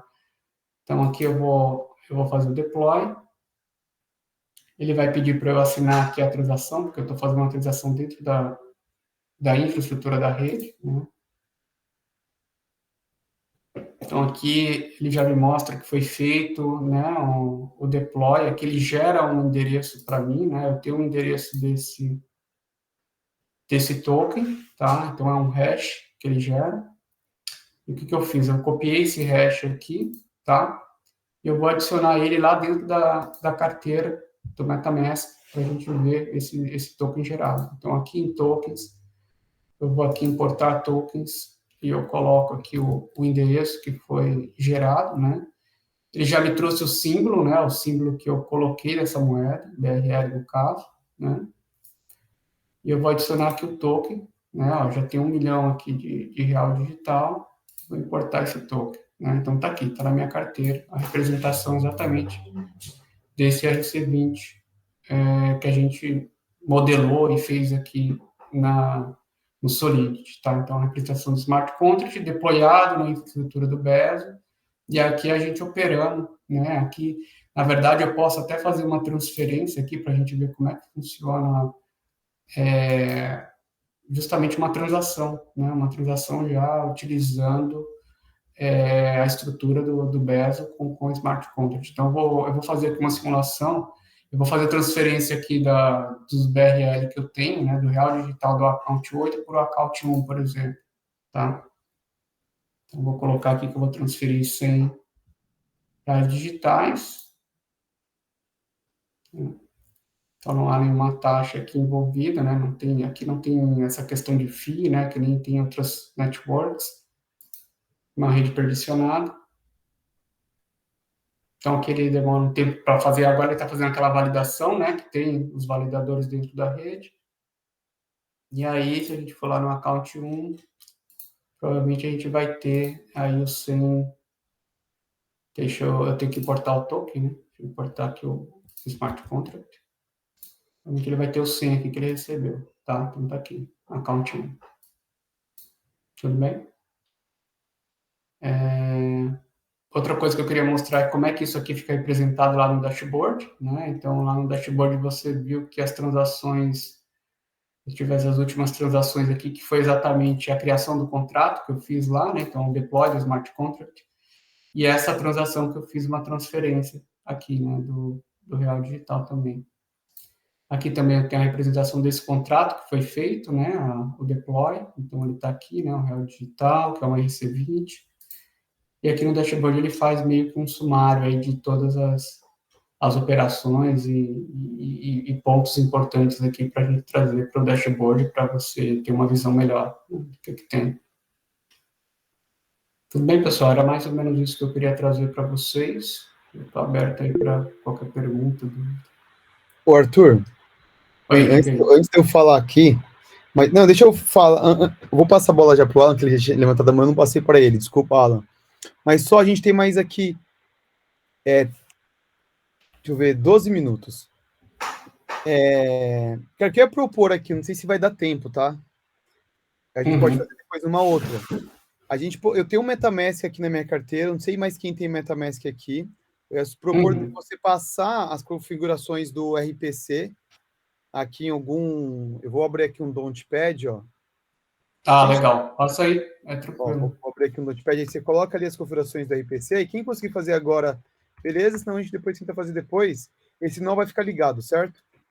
Sim, tá ligado, esse não tá ligado. Tem 4 nós ligados. Sim. Passei aqui, ó, tem um Notepad aqui, e aí você coloca ali o RPC, aí vai ali no MetaMask que mostra de novo onde que a gente adiciona a rede, que eu também vou adicionar aqui, e a gente tenta fazer essa brincadeira aí de transferir entre a gente. Tá. E aí, enquanto isso, Alan, manda aí. Boa noite, pessoal. Uma dúvida que meio que é curiosidade, que é a respeito do método de validação. Por exemplo, né, o Bitcoin, ele usa o Proof of Work, né? E a Ethereum atualmente ela usa o Proof of Stake. Qual seria como essas blockchains são externas, né? E ela usa esse tipo de gamificação, né? Que ela paga um usuário, por exemplo, no Bitcoin, ele usa o esforço computacional dele para poder fazer a transação, né? E eu gostaria de saber qual que seria o sistema que vocês estão pensando, que está sendo pensado em utilizar, tendo em vista, né, que o Bitcoin para o governo, né, ele é muito mal visto porque ele gasta muita energia, né, pelo fato do esforço computacional. Vocês sabem qual que é o sistema que eles pensam em utilizar? Se vai ser esforço computacional, se vai ser energia elétrica, se pensar em outro tipo de solução, tendo em vista, né, que, como foi falado, o Brasil é referência, né, inclusive com o Pix. Então, se pensarem a respeito, né, não sei se em que pé que está isso, pensando a respeito, né, hoje em dia é falado muito sobre ecologia, né, esse tipo de coisa, em que pé que está esse tipo de como se fala, né, de validação? Então, falando um pouco aqui, pelo menos da parte do Bacen, eu não sei o governo como um todo, tá? Porque eu já vi, enfim, eu vi alguns outros projetos do governo que usam Ethereum a maioria é permissionado, tá? A maioria não usa Proof of Work, nem Proof of Stake, a maioria é uma rede fechada, mas com Proof of Authority ou com, enfim, com algum tipo de identidade, certificado, que justamente por essa questão de custo, né, de energia, ou então pela questão de custo de infra, né? Isso aí toma muito custo de infra, porque geralmente esses nós estão hospedados ou numa infraestrutura interna ou uma infraestrutura na nuvem, né? Então, o que eles querem fazer é otimizar a eficiência dessas transações, geralmente, principalmente no mercado financeiro, como esse projeto aqui, né?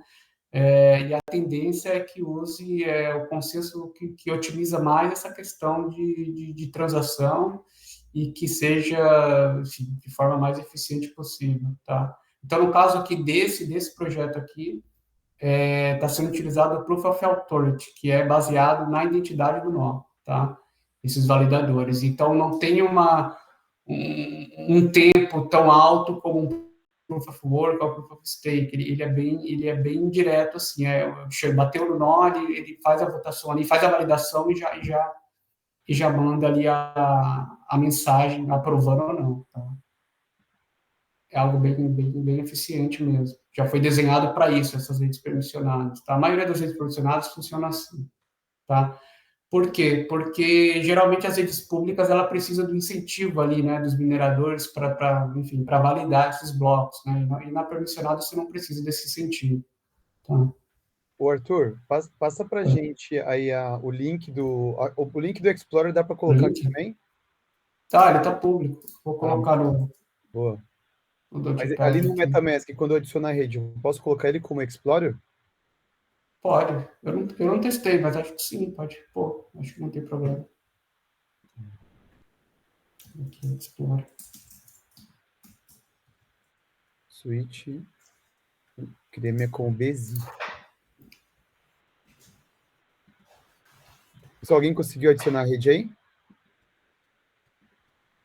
Só enquanto vocês estão adicionando aí, alguém ficou com mais alguma dúvida? Vocês viram como é que é feita a interação, né, com o smart contract, como é feito o deploy desse smart contract, o mint dessas moedas dentro da estrutura, né, da infraestrutura? Então, é um negócio bem automatizado, assim, né? A partir do momento que eu fiz o deploy daquele smart contract dentro de um nó específico, né, ele já espalhou para os outros nós, né? Aqui a gente tem 4 nós rodando, então ele já fez o broadcast, ele já espalhou para os outros nós esse smart contract também. Tá? Ô, Arthur, tem uma pergunta aqui, você sabe responder. Opa, manda aí. Eu não O sou problema de retrocompatibilidade com o Solidity. O quão veloz eles vão estar caminhando junto com as atualizações? Você fala das versões do Solidity? Isso. Então, eu tenho utilizado as versões mais recentes do Solidity, mas baseado nas versões mais recentes do Bezo também. Por exemplo, o Bezo soltou há pouco tempo uma versão nova, que é a 20, acho que é 27.1, alguma coisa assim. Estava até vendo isso agora há pouco.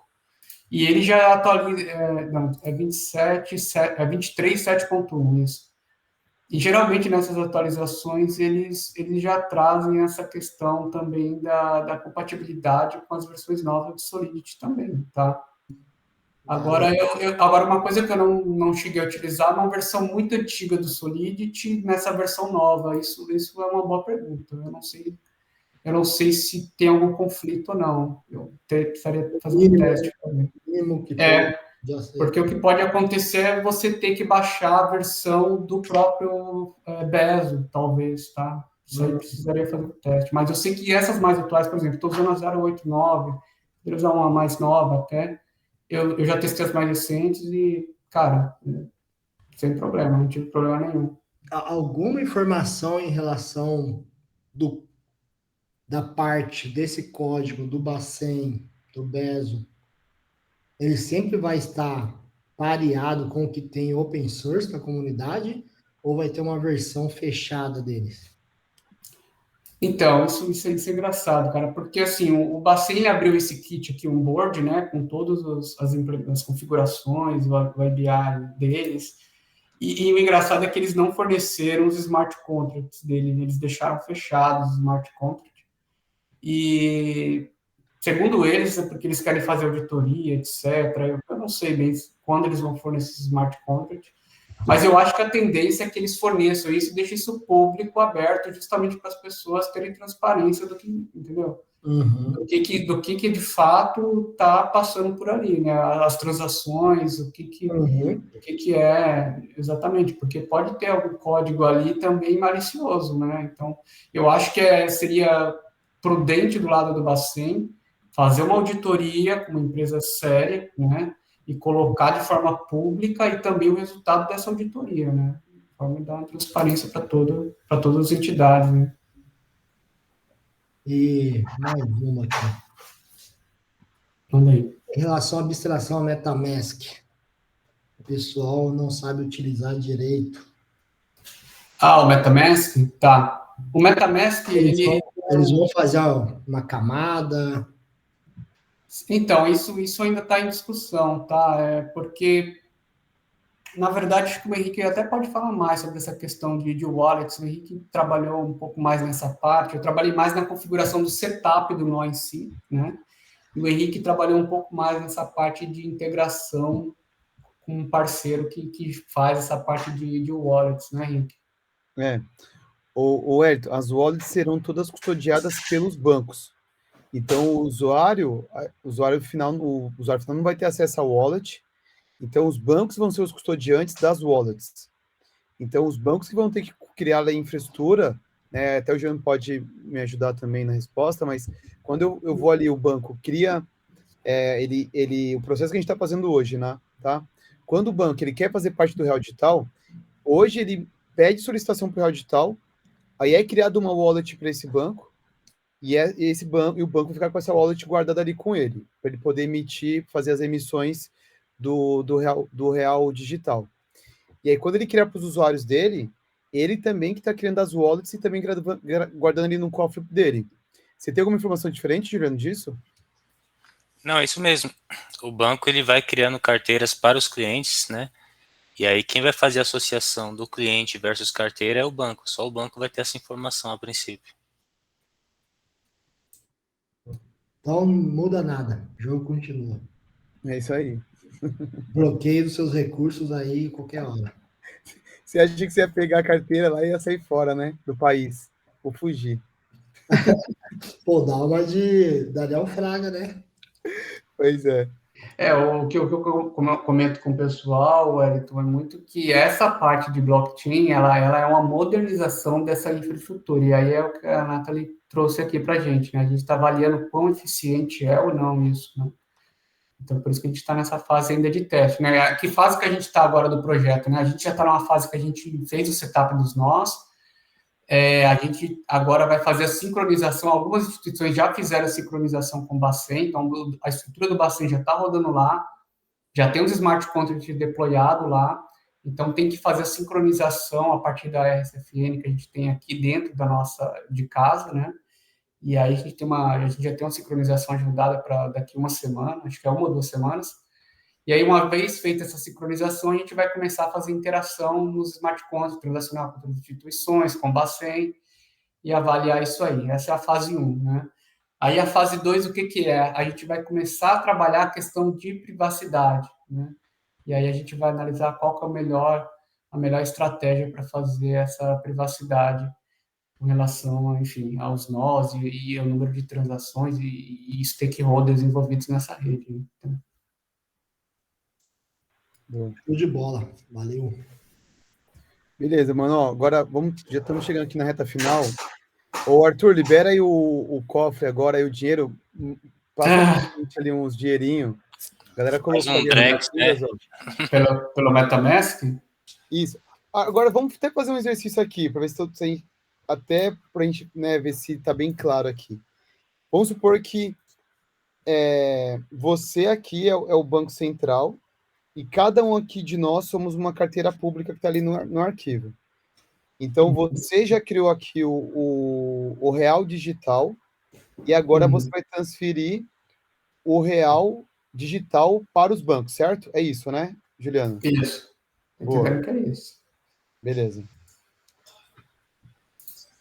Então, vou transferir aqui. Eu acho que eu peguei o seu endereço, hein? Se não me engano. Transferir 1000 aí para você.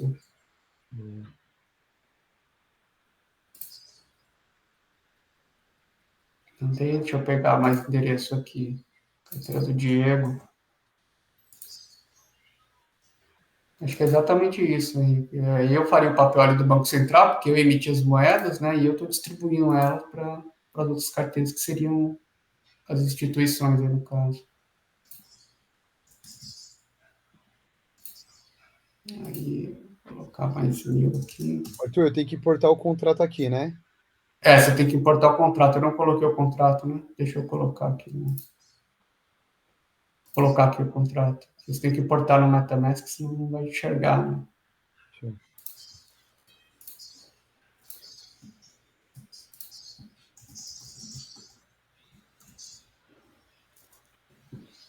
Boa. Mandei pro Diego, mandar pro João. Eu vou aqui no MetaMask, aí ele importar token, coloco o endereço do token e o símbolo. Já trouxe aqui, ó, BRL, 18 casas decimais. Ó, tem 1000 aqui já, hein? Aí sim. Então, já vou pra Tá balada. imprimindo dinheiro aí, ó. Imprimindo dinheiro, é verdade. Cara, você vê que louco, é exatamente isso que acontece, né? No fundo. É. Muito doido.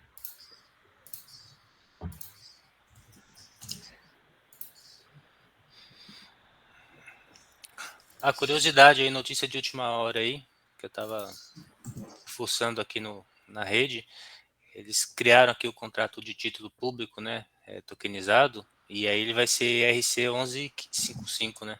Vai ser. Olha só, cara. Agora joga lá no. Mas aí fala pra todo mundo que as NFTs não são um macaco. Então, agora, de fato, né, quando eu vi aqui, eles não liberaram o ABI ainda, mas eles já liberaram um contrato lá na rede lá, e aí é ERC1155, né? É um Olha só, cara. Contrato agora é isso. público? Contrato público, Juliano? Ah, é? Tem lá, você consegue encontrar lá os contratos criados, e aí Sim. você consegue verificar lá. É interessante essa informação. Não, mas você tá conseguindo ver porque você tá conectado na rede já, né? O banco de vocês. Sim. Uhum. Ah, entendi. Pessoal, vou precisar sair aqui. Mas é isso aí, pessoal, tá? O que a gente queria mostrar, acho que já atendemos. Valeu. Chegamos aqui onde a gente queria. Ô, Arthur. Obrigado aí. Arthur, Oi, pode falar. Eu tô aceitando também BTC, Ethereum, Link na minha carteira, tá? Se você quiser enviar, eu aceito. Só se for fake, né? Só se for. Ai. Pessoal, se vocês olharem. Nem vem, nem que eu te mandei uns pila esses dias aí. Eu criei um contrato aí e mandei uns pila para ela aí. Eu já tenho pila, gente. Aqui, ó. Eu já tenho pila com o dinheirinho do João. Ó, eu vou mandar umas moedinhas aí pro Diego. Vou transferir aqui para ele, que daí depois vocês visualizarem como que fica isso ali dentro do Explorer, do Cerato. Vou enviar aqui sem mais Diego. Pessoal, qual é o número do contrato para adicionar na MetaMask? Tá aqui, ó, contract, tá aqui embaixo dele. Tá, obrigado. Vou colocar aqui. Pessoal, então, a minha dúvida é mais ou menos nesse sentido, o acompanhamento agora na blockchain lá, a questão de sigilo. Eu agora pensando como servidor público, a questão de transparência ali nesse quesito, vamos imaginar que um recurso público foi destinado para uma obra em alguma cidade, por exemplo, e aí esse dinheiro caiu lá numa conta e é possível acompanhar eventualmente se foi empregado no local adequado, como é que ficaria depois se tiver como falar sobre isso, essa questão aí do sigilo, esses acessos vão ser limitados, como é que funcionaria isso? Uma boa pergunta, viu? Essa questão em termos do Banco Central, do piloto que a gente está trabalhando, isso ainda não foi discutido, tá? Na verdade, vai ser discutido na fase 2, que vai começar em novembro, tá? Eles postergaram, era para começar agora em setembro, mas eles postergaram 3 meses, pelo que eu entendi. E nessa fase vai ser a fase mais, assim, vai ser uma fase um pouco mais longa, justamente porque eu acho que tem muita coisa para discutir nesse ponto, tá? Não sei se o Juliano tem mais alguma coisa aí do Bacen, que você ouviu deles, sobre essa questão de privacidade. Não, realmente é devido a isso que o projeto atrasou, né? Porque os fornecedores de tecnologia de privacidade ainda tinha alguns gaps ali que era possível identificar e tal. Então o Bacen solicitou que fossem feitas implementações com esses fornecedores, né? E aí eles estão desenvolvendo lá para aí sim o Bacen tentar utilizar essa tecnologia ali. Mas ainda é um ponto ali de atenção ali, bem grave ali, que é essa questão da privacidade. Então esse é um tema que ainda não está em aberto, viu? E pelo visto vai ser um tema bem custoso para definir. Arthur, eu estou tentando transferir. Pessoal, alguém conseguiu transferir aí entre vocês? Vou fazer um teste. Não tá transferindo entre as outras contas? O meu tá dando, ele tá falando que eu não tenho um saldo. Ué, será que você precisa ter Ether? Vou transferir para ali, né? Pode ser, porque eu tenho um Ether aqui. Não sei. O Arthur colocou um envelope vazio no caixa eletrônico lá, né? Não deveria precisar de Ether, né? Enfim, pode ser alguma coisa que não tá certo. Que fala que eu não tenho saldo também. Tá com alguma validação do... É que, assim, a moeda... Não precisaria, isso não precisaria.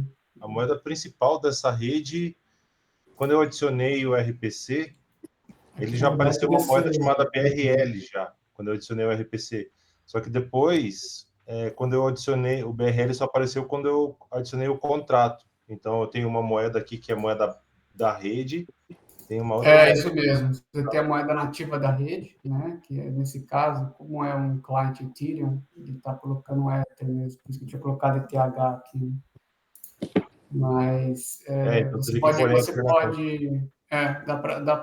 deveria dar para mudar isso aqui, de colocar uma moeda, enfim, não precisaria ser o Ethereum, a nativa, no permissionado, né? Tem uma configuração que você muda. Eu acabei usando a configuração default lá do site, por isso que eu acho que tá assim. Tem coisas do público aqui, eu acho. A impressão... Ele... Foi estranho, porque realmente, quando eu adicionei aqui, ele trouxe exatamente isso que o Thiago comentou. E aí, quando eu tento transferir, ele fala que eu não tenho um saldo, mas eu tenho aqui os números. Mas é porque ele deve estar olhando a moeda nativa, que é o ETH, e não o do seu contrato, entendeu? Isso aqui é a configuração. É a configuração do nó mesmo, não vai dar certo. Entendi. Eu tenho que mudar o config. Eu não recebi aqui, não. Quem não recebeu? Eu acho que eu não recebi, não. Porque, tipo, eu importei aqui pela MetaMask e não apareceu ainda. Qual é a sua carteira? Oziel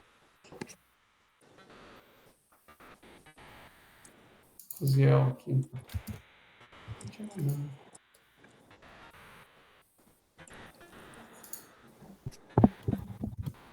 Também não recebi, não. Se puder mandar para o Rodrigo.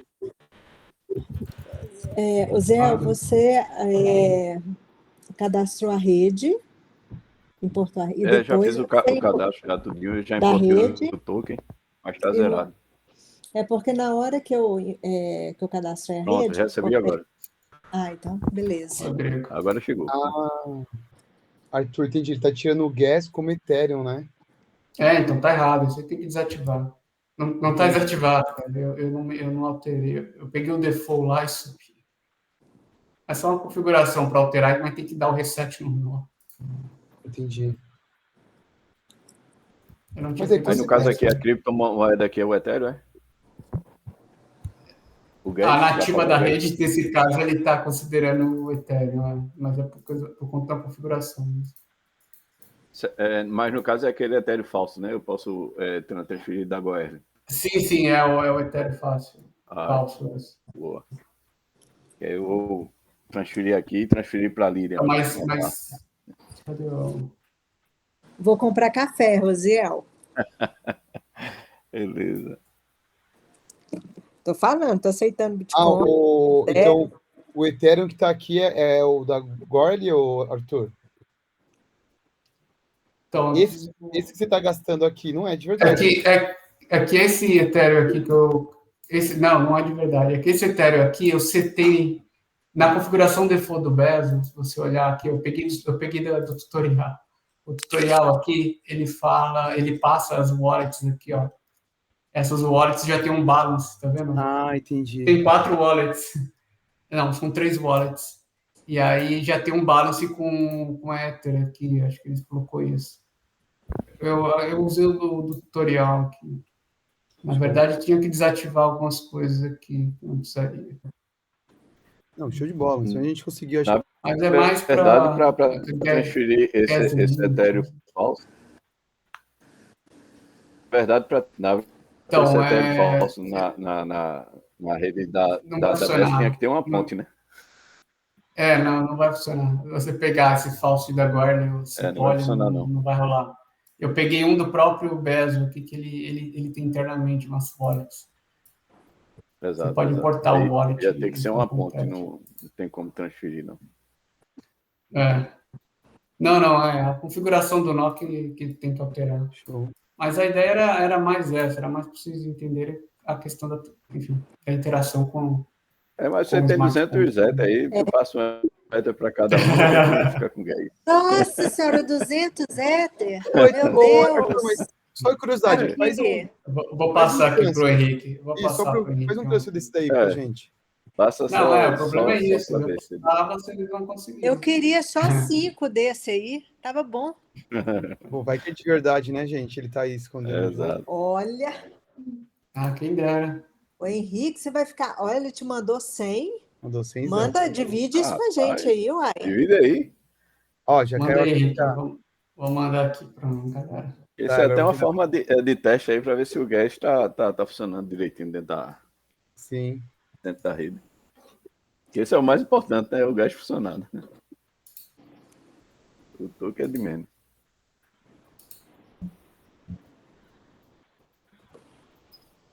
Só sobrou 100 aqui. Eu te mandei 100, Henrique. Deixa eu ver.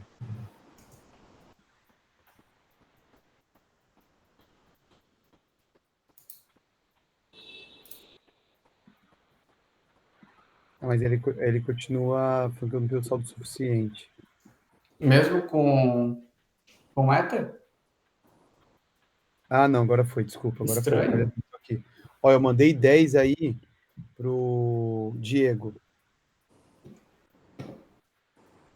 Aí o que eu tô fazendo? Eu tô enviando e eu tô olhando aqui o Explorer para ver como que fica aqui o comportamento, né?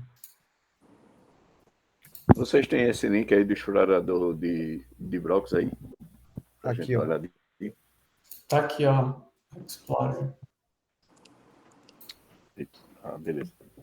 Ô Gildson, já rolou um airdrop aí, hein? Já recebeu? Ó, o Diego também já recebeu também. Vou parar aqui o compartilhamento, tá, pessoal? Vou parar aqui. Pô, pessoal, acho que era essa a ideia, né, Arthur? Mas a ideia é isso, né? A ideia era mais a gente fazer uma brincadeira aqui para entender como é que funciona a infra e também essa parte, né, de contrato e mint, né, das moedas. Boa.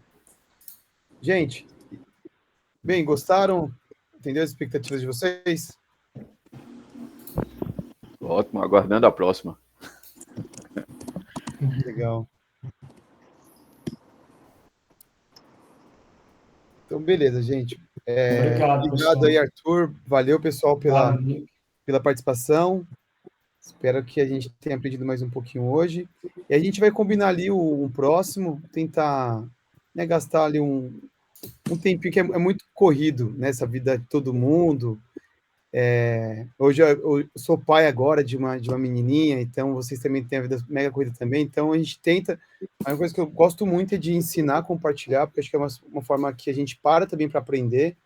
Então eu vou ficar aqui com uma missão de tentar manter uma cadência aí, pelo menos de 1 por mês, enfim, e espero que a gente continue aprendendo, tá bom? Valeu, gente. Obrigado, muito pessoal. obrigada, pessoal. Obrigada mesmo. Valeu, pessoal.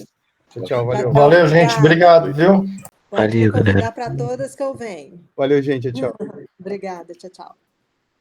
É.